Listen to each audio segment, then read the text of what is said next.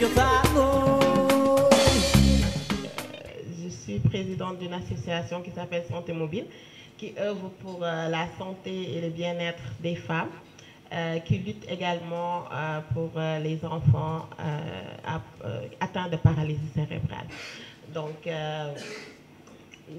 la violence est un fait et nous analysons la violence par le fait d'une éducation de base, c'est-à-dire par l'éducation à la gestion de l'hygiène menstruelle.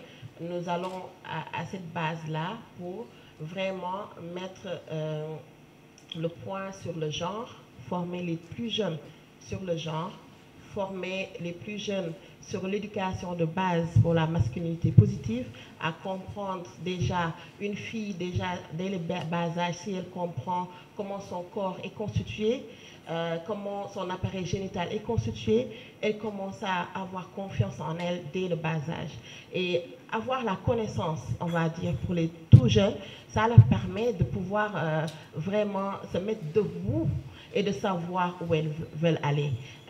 Parce que cette éducation de base, les filles que l'on encadre, elles le disent tous. Après cette formation, elles se sentent femmes. Elles se sentent valorisées, elles savent déjà d'où viennent les règles et elles pourront aller de l'avant et devant les camarades, etc. Tous les problèmes qu'elles ont, ça diminue. Parce que déjà, ces formations, au début, on ne le faisait qu'avec les filles. Maintenant, on commence à intégrer les petits garçons, etc. pour qu'ils sachent que même si les filles commencent à avoir la puberté, les problèmes d'humeur, les problèmes vraiment qu'ils ont de stress, etc., les hommes aussi vivent cela. Ils le vivent, mais c'est tabou, on n'en parle pas. Et le fait qu'on en parle en même temps et devant les filles, ça renforce que les filles n'ont plus ce complexe-là et les hommes n'auront plus, les garçons aussi n'auront plus ce complexe de se moquer de leurs camarades en classe. Donc, c'est un fait que nous remarquons à chaque fois qu'on va dans les régions et qu'on puisse former les jeunes. Mais c'est important également de toujours associer les jeunes qui ne sont pas à l'école. Et nous, notre force, c'est qu'on associe les écoles, ceux qui sont dans les écoles et ceux qui ne sont pas dans les écoles. On part les voir chez eux, dans le cadre familial. Et des fois même, il y a des parents qui poussent ces enfants-là à retourner à l'école. Parce que quand ils ont confiance en eux, qu'ils savent que ça, c'est un petit problème, tout le monde le vit, les règles. Tout le monde le vit et toutes les filles le vivent et sont obligées de passer par cette étape-là. Déjà, donc les petits problèmes qu'ils ont à l'école ou bien dans les chemins de l'école, si on les sensibilise et on les trouve des solutions, ils seront plus à même d'amener les enfants à l'école. Et tout cela, on l'accompagne avec la production de serviettes hygiéniques que nous faisons carrément depuis 2016. Et on a commencé par le social, hein, de fabriquer et de donner directement à la population. Mais à court de moyens, à court de budget, on est obligé de se constituer en entreprise et de pouvoir trouver des fonds carrément pour pouvoir donner une partie et une autre le vendre aux entreprises qui vont, eux, aller offrir aux populations.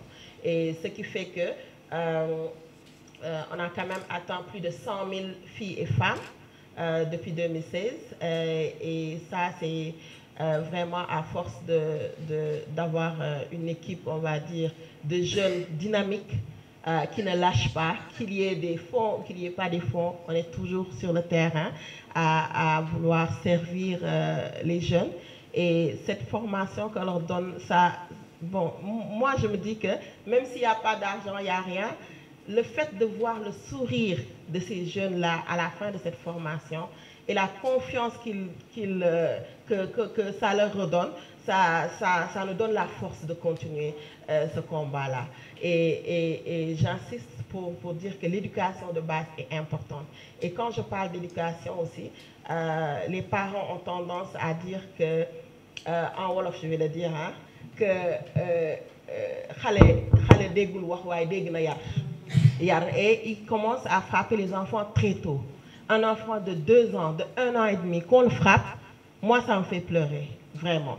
J'ai longtemps sauté de chez moi chez le voisin pour me plaindre de l'enfant que l'on frappe, parce que ça m'atteint carrément qu'on frappe un enfant de bas âge. C'est à ce moment-là qu'on apprend à ces enfants-là qu'il faut frapper. Et c'est de génération en génération qu'on commence à frapper les enfants très tôt. Parce que là, le parent, moi je blâme le parent, parce que je dis que le parent n'a pas la patience de parler à l'enfant. Donc, frapper l'enfant est plus facile. Moi, je me dis que tu prends ton stress à toi, tu le mets sur l'enfant à le frapper tout le temps. Ça fait que tu ne lui donnes pas une éducation, tu lui montres seulement que tu dois le frapper. Maintenant, l'enfant a peur de la chicotte, donc c'est pour cela que l'enfant ne fait plus ces bêtises-là. Et une fois dehors, quand tu n'es plus là, elle va continuer à faire leurs bêtises parce que tu ne l'as pas éduquée. L'éducation, moi je me dis, c'est avoir le temps, avoir des systèmes, de pouvoir parler à son enfant, de pouvoir parler, comment on appelle, que ce soit une fille ou un garçon, je l'ai dit encore, sur l'égalité, une fille ou un garçon, de le parler d'un même langage. Il n'y a pas que celle-là, c'est une fille, on doit la frapper parce qu'elle doit rester tranquille, et que celui-là, c'est un homme, lui, on ne doit pas le frapper parce que c'est un homme, il a le droit de tout faire. Donc, l'éducation doit être pareille pour les 2 enfants pour que on va dire, c'est-à-dire l'homme peut réussir autant que la femme peut réussir dans la vie. Donc, il faut leur donner les mêmes opportunités. Et les mêmes opportunités, ça commence par l'éducation égalitaire qu'on leur donne à la maison, et en grandissant, qu'on leur donne les mêmes opportunités pour qu'ils puissent grandir vraiment avec les bonnes bases, Voilà, merci beaucoup.